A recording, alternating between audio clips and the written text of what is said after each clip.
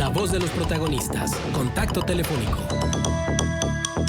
Muchas gracias, licenciado, por estar con nosotros y por permitirnos platicar con usted sobre esta crisis hídrica por la que atraviesa el país entero, pero de una manera muy particular lo que tiene que ver con nuestra comarca lagunera y estas situaciones que se vienen presentando, desgraciadamente, por motivo de la falta de lluvias, porque las fábricas de lluvia no las estamos cuidando, y entonces esto hace que las presas tengan menos embalses, y al no tener el embalse, la presa, pues no se garantizan los riegos de los campos agrícolas de nuestro país, y eso tiene otra serie de consecuencias.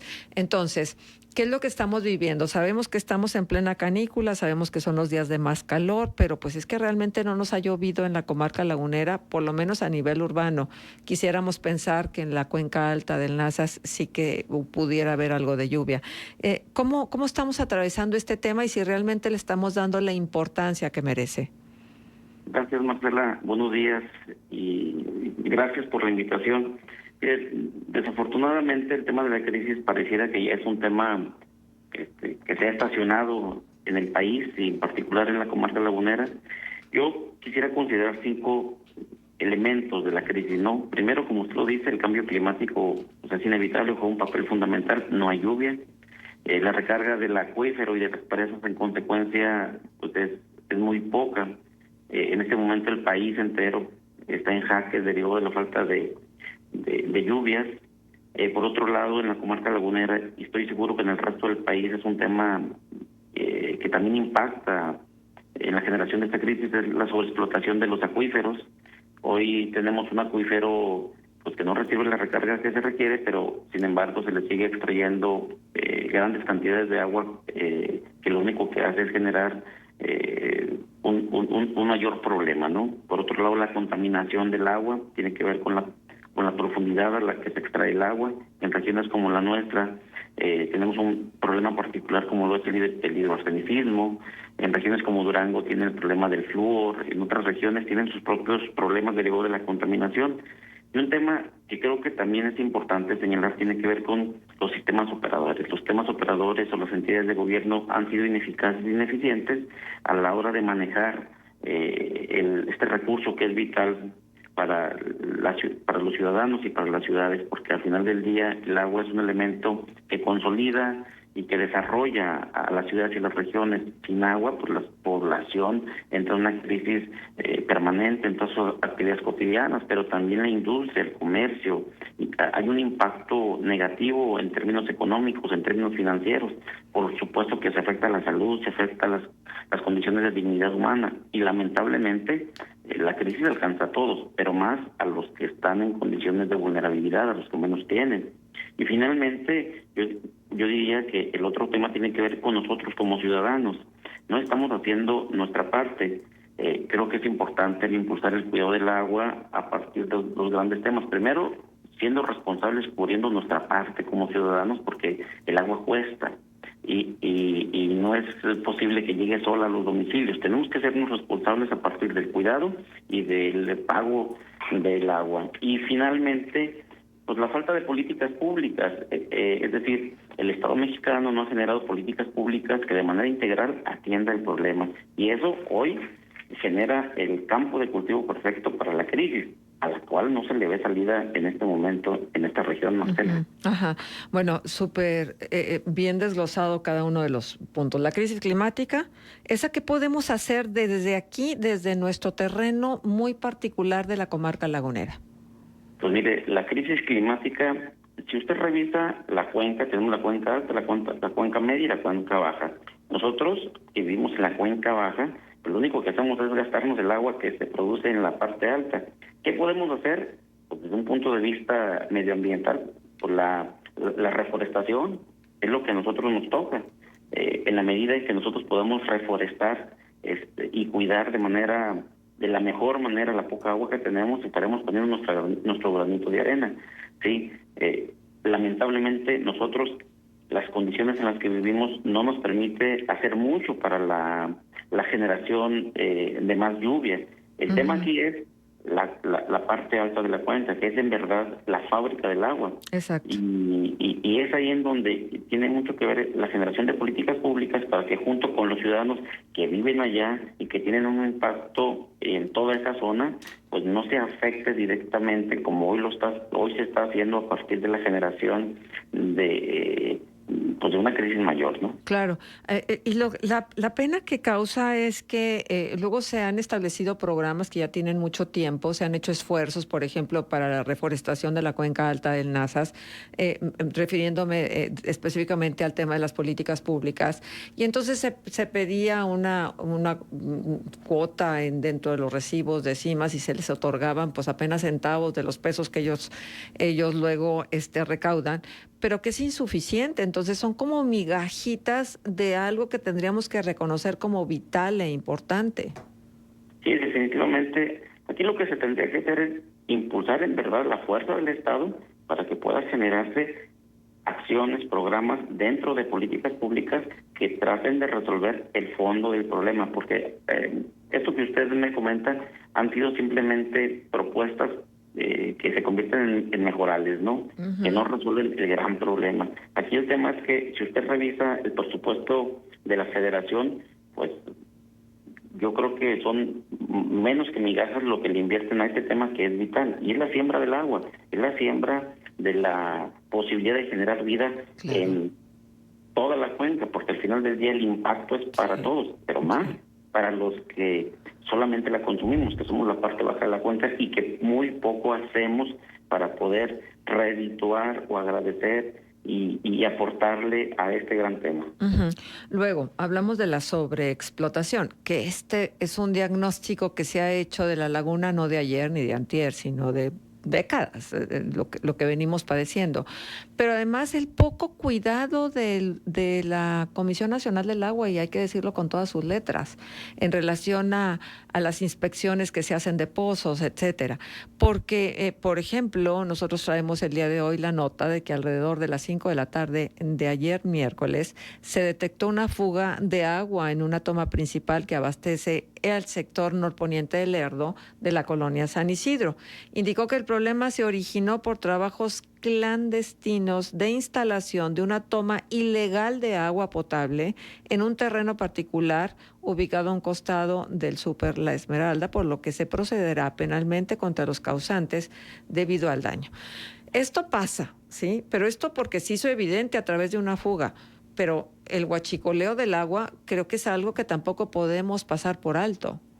Definitivamente, mire, en la comarca lagunera hay pérdida natural y pérdida social. ¿Qué es la pérdida social? La gran cantidad de agua que se roban. Si usted revisa de manera integral, por ejemplo, San Pedro, el acueducto que va desde Francisco Madero hasta San Pedro, hay una cantidad enorme de gente conectada con afectaciones graves para la parte baja de la población. Igualmente en Francisco Madero, igualmente en Matamoros. Y los principales beneficiarios son personas que tienen o una nogalera o un negocio vinculado con la agricultura, y que lamentablemente los sistemas operadores, por eso digo que es importante que estos sistemas sean eficaces y sean eficientes y cumplan con su labor, porque aun cuando lo saben, no hacen absolutamente nada para evitarlo. Incluso voy más allá. En muchos de estos lugares, los propios elementos de los sistemas operadores son los que hacen las tomas clandestinas. A ese grado llega el tema, y eso ocasiona un problema mayúsculo. En Torreón, entre el 40 y el 60% del agua que se produce se pierde, porque las condiciones de la red son inapropiadas. Y súmele a esto, en la región lagunera, aquellas tomas clandestinas que hicieron de manera inapropiada, que al final del día genera una pérdida, y esas pérdidas no nos damos cuenta porque muchas veces se infiltra el agua y no te das cuenta hasta que ya es escandaloso y se genera un socavón o una fuga muy evidente. Uh-huh. Pero el detalle es que los sistemas operadores no le entran porque tienen metidas las manos de una perspectiva política, es decir, siempre hay un proceso electoral, no porque a él no le cortes porque es el líder de la colonia, porque ahí tenemos intereses, es decir, no están priorizando el interés superior de la población, porque al final del día lo que estamos generando es más personas en situación de vulnerabilidad. Si usted ahorita viene al norte de la ciudad, en el centro, en el oriente, en el poniente, hay una crisis en Torreón brutal. hay colonias que tienen 1 hora de agua sin presión. La gente está desesperada y no distingue de todas las condiciones sociales. Ese es el resultado de la falta de un sistema operador fuerte, que tenga en términos técnicos, jurídicos, administrativos, financieros y operativos, sí, áreas consolidadas para cumplir con la obligación constitucional que ya tienen, hacer su chamba. Claro. Bueno, hay datos que la verdad sí impactan. El presidente de la Comisión Nacional del Agua ilustró la gravedad de la situación hídrica en México y dijo que mientras que en la década de 1940 el país contaba con casi 10 metros cúbicos de agua por habitante, hoy se ha reducido solo a 3. ¿Y esto en qué incide? El cambio climático y la situación que estamos viviendo, en un riesgo en lo que tiene que ver con la seguridad alimentaria del país. Y esto lo reconoce el Consejo Nacional Agropecuario. Sí, claro, y en la salud, Marcela, mire, estamos hablando de menor cantidad de agua y de menor calidad de agua.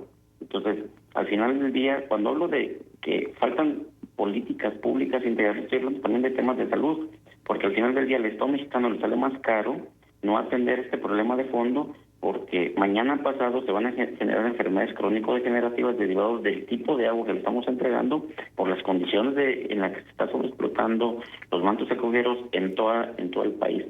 En este momento hay más de 105, 120 zonas hídricas afectadas en igual o peores condiciones que la comarca lagunera. Es un tema nacional. Que ya es mucho decir. Ahora, Sí, claro. Déjeme decirle algo. Las sugerencias de personas vinculadas con el tema del agua es que se hagan más presas, es que se reactiven las plantas de tratamiento de agua, es que se masifique el riego presurizado y las técnicas sean más eficientes que el riego tradicional. Y entonces, todas estas medidas pues requieren inversiones cuantiosísimas. Lo hemos visto ahora con lo del programa Agua Saludable, lo que ha significado en relación a la inversión que se ha venido haciendo y que todavía pues no da los frutos que todos esperamos que dé, que es más agua y de más calidad. En este momento la propia COPRISET, que es el organismo encargado de decir si algo está sano o no está sano, dice que no podemos todavía tomar agua saludable, tomar directamente el agua de la llave de agua saludable. Entonces, Sí. ¿hasta cuándo y hasta qué hora? Sí, mire, definitivamente se requiere recursos económicos, se requiere voluntad política para entender, aceptar y atender el problema, y se requiere voluntad financiera para hacer la inversión que se requiere para atender este grave problema. Sin embargo, lo más importante es se requiere cumplir con la ley, se requiere querer hacer el trabajo. De nada sirve impulsar un programa, insisto, que es, creo que en el fondo de buena fe el tema de agua saludable, si no cuidamos que se aplique correctamente. Pasó el 2023 y no tenemos agua.